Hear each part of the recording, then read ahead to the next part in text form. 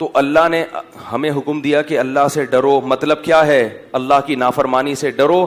اور ولتنظر نفس ما قدمت لغد, فرمایا کہ اگلے کل کے لیے دیکھو گے میں کیا بھیج رہا ہوں. ہم جو کچھ کر رہے ہیں یہ آگے کل کے لیے جمع ہو رہا ہے. تو رمضان کا مقصد بھی ہے کہ اللہ کی نافرمانی سے بچنے کی توفیق مل جائے. اس آیت کو میں پھر اگلے ہفتے مکمل کروں گا انشاءاللہ, بہت اہم آیت ہے. وقت پورا ہو گیا.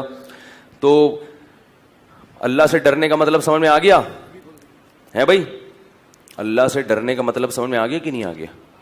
تو اللہ سے ڈرنے کا مطلب اللہ کی نافرمانی سے, زنا ہے, بد نظری ہے, فحش چیزیں ہیں, غیبت ہے, بہتان ہے, بہنوں کی وراثت کھانا ہے, والدین کی نافرمانی ہے, سود کھانا ہے, سودی بینک میں جاب کرنا ہے, انشورنس کمپنی میں جاب کرنا ہے, اپنے اختیار سے انشورنس کروانا ہے.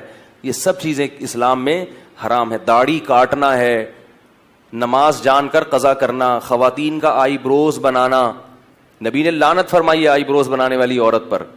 فیشنیبل عورت کے لیے بال رکھنا, زینت کے لیے بال کاٹنا عورت کے لیے, یہ بھی جائز نہیں ہے.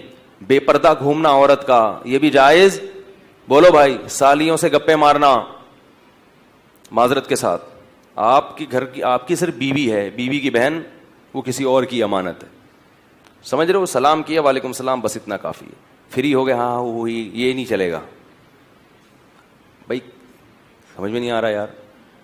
سالیوں سے گپے مارنا, بولو بھائی, جائز نہیں. میں یہ نہیں کہہ رہا بے اکرامی کریں سالی کی, ہو یہاں سے دفعہ, یہاں سے, یہ نہیں کریں آپ. گپے نہ ماریں آپ.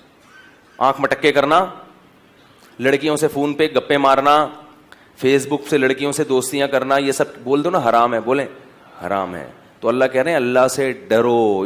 ان الذین یکسبون الاثم, جو بھی تم غلط کاریاں کر رہے ہو, سیجزون, عن قریب اس کا بدلہ دیا جائے گا.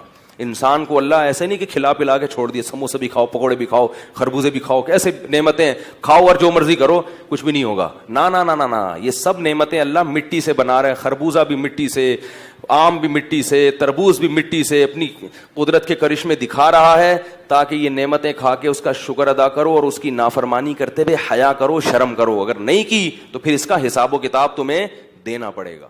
اللہ تعالیٰ عمل کی توفیق